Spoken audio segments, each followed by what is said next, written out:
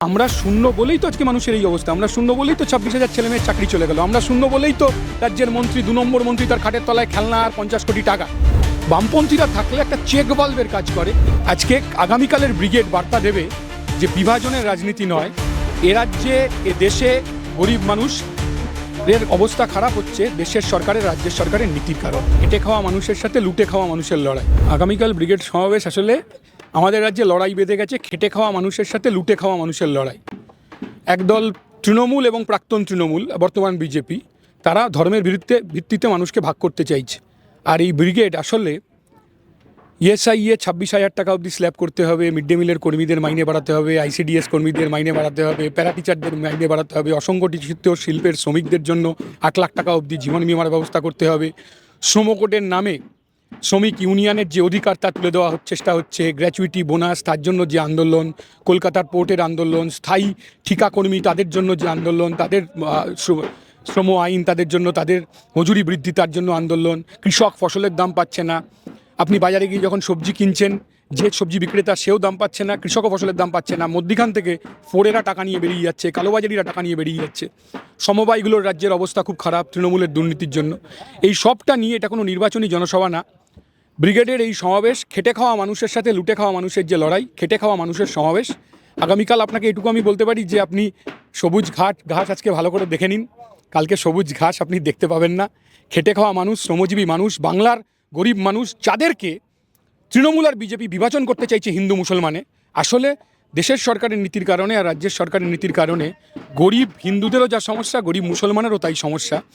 আজকে আগামীকালের ব্রিগেড বার্তা দেবে যে বিভাজনের রাজনীতি নয়, এ রাজ্যে এ দেশে গরিব মানুষ এর অবস্থা খারাপ হচ্ছে দেশের সরকারের রাজ্যের সরকারের নীতির কারণ। 26 নির্বাচনের আগের এই ব্রিগেড থেকে কি যে বারে যে শূন্য তকমা তুলছে বিরোধীরা আপনাদের এগেইনস্টে বিরুদ্ধে, সেই তকমা কি ঘুরতে পারবে না, আমরা এটা তো কোনো নির্বাচনের জনসভা না, এটা তো শ্রমজীবী মানুষের অধিকারের জন্য লড়াইয়ের জন্য তার জনসভা। কিন্তু আমরা শূন্য বলেই তো আজকে মানুষের এই অবস্থা। আমরা শূন্য বলেই তো 26,000 ছেলে মেয়ের চাকরি চলে গেল। আমরা শূন্য বলেই তো রাজ্যের মন্ত্রী 2 নম্বর মন্ত্রী তার খাটের তলায় খেলনা আর 50 কোটি টাকা।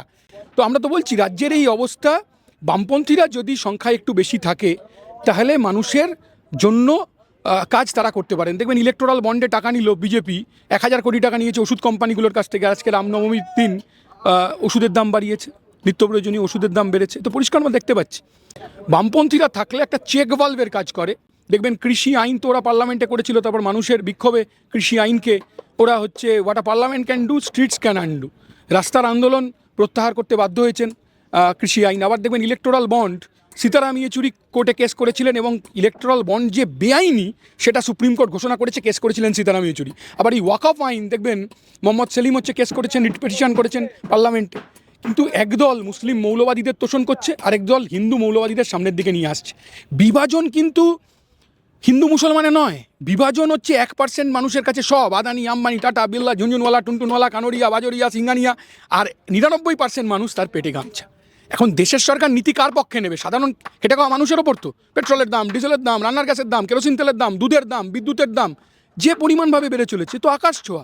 এই সমস্ত কথা, মানুষের মূল্যবৃদ্ধি, মানুষের দাবি, রুটি রুজি আন্দোলন, কর্মসংস্থান, সুযোগ, বেকারত্ব যা আছে সবটা নিয়ে কালকের ব্রিগেড। কালকে নির্বাচনী জনসভা নয়, কিন্তু কালকের ব্রিগেডের পর হ্যাঁ 100% পড়বে। কালকে ব্রিগেডের পর তো আপনার প্রশ্ন হবে যে কত মানুষ এলো ব্রিগেডে।